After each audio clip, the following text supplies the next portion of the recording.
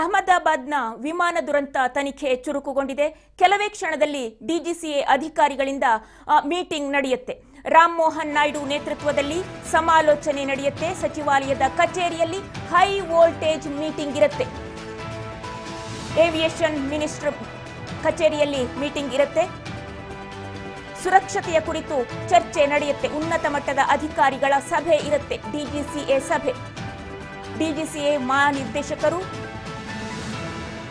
AAI ಅಧಿಕಾರಿಗಳು, ಹಿರಿಯ ಸಚಿವಾಲಯದ ಅಧಿಕಾರಿಗಳು ಜೊತೆಗೆ ಮಾತುಕತೆ ನಡೆಯುತ್ತೆ. ಡಿಜಿಸಿಎ ಮಹಾನಿರ್ದೇಶಕರು, ಎಎಐ ಅಧಿಕಾರಿಗಳು ಎಲ್ಲರೂ ಕೂಡ ಇರ್ತಾರೆ.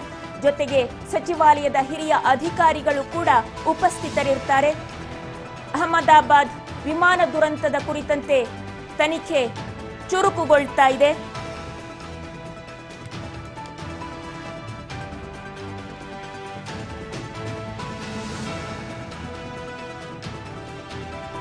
ಸಚಿವಾಲಯದ ಕಚೇರಿಯಲ್ಲಿ ಹೈ ವೋಲ್ಟೇಜ್ ಮೀಟಿಂಗ್ ಇರುತ್ತೆ.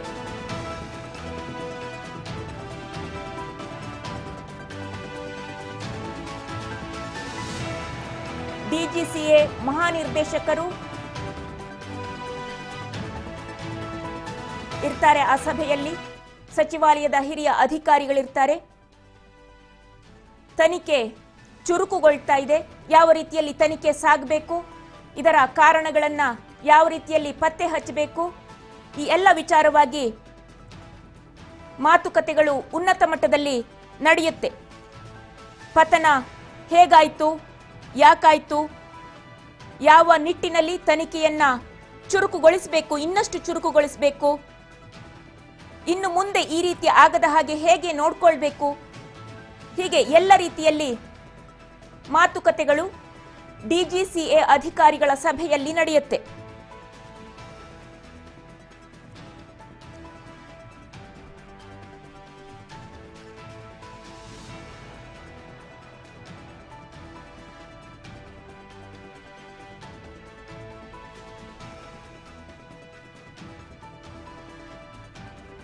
ಕೆಲವೇ ಕ್ಷಣದಲ್ಲಿ ಡಿಜಿಸಿಎ ಅಧಿಕಾರಿಗಳಿಂದ ಮೀಟಿಂಗ್ ನಡೆಯುತ್ತೆ.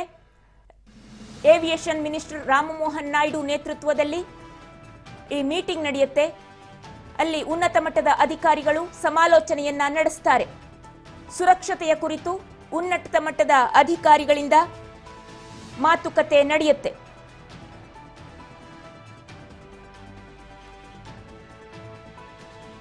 ಹಲವಾರು ತಂಡಗಳು ಕಾರ್ಯಾಚರಣೆಗೆ ಇಳಿದಿವೆ, ತನಿಖೆಗೆ ಇಳಿದಿವೆ. ಎಎಐಬಿ ಜೊತೆಯಲ್ಲಿ ಉನ್ನತ ಮಟ್ಟದ ಸಮಿತಿ ಒಂದು ರಚನೆಯಾಗಿದೆ. ಅಮೆರಿಕ ಮತ್ತು ಬ್ರಿಟನ್ ತಂಡಗಳು ಕೂಡ ತನಿಖೆಗೆ ಇಳಿದಿವೆ. ಹಾಗೆ ಎನ್ಐಎ ತಂಡ ಜೊತೆಯಲ್ಲಿ ಗುಜರಾತ್ ಪೊಲೀಸರು, ಹೀಗೆ ಎಲ್ಲ ತಂಡಗಳು ತನಿಖೆಗೆ ಇಳಿದಿವೆ. ಬೇರೆ ಬೇರೆ ಆಂಗಲ್ನಲ್ಲಿ ತನಿಖೆಯನ್ನ ನಡೆಸ್ತಾ ಇವೆ.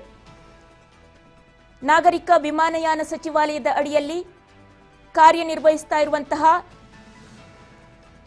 ಏರ್ಕ್ರಾಫ್ಟ್ ಆಕ್ಸಿಡೆಂಟ್ ಇನ್ವೆಸ್ಟಿಗೇಷನ್ ಬ್ಯೂರೋ ಎಎಐಬಿ ತಂಡ ಅದು ತನಿಖೆಗೆ ಇಳಿದಿದೆ. ಇದು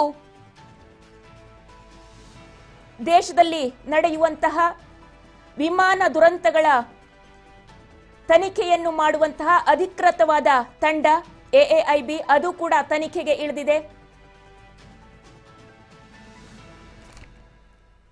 ಜೊತೆಯಲ್ಲಿ ಎನ್ಐಎ, ರಾಷ್ಟ್ರೀಯ ತನಿಖಾ ದಳ ಅದು ಸಹ ರಂಗಕ್ಕೆ ಇಳಿದಿದೆ.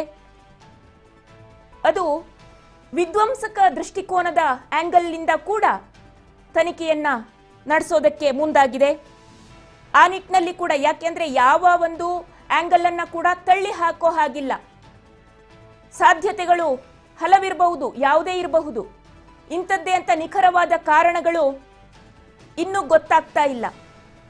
ಪತನ ಹೇಗಾಯ್ತು ಅಂತ ಹೇಳಿ.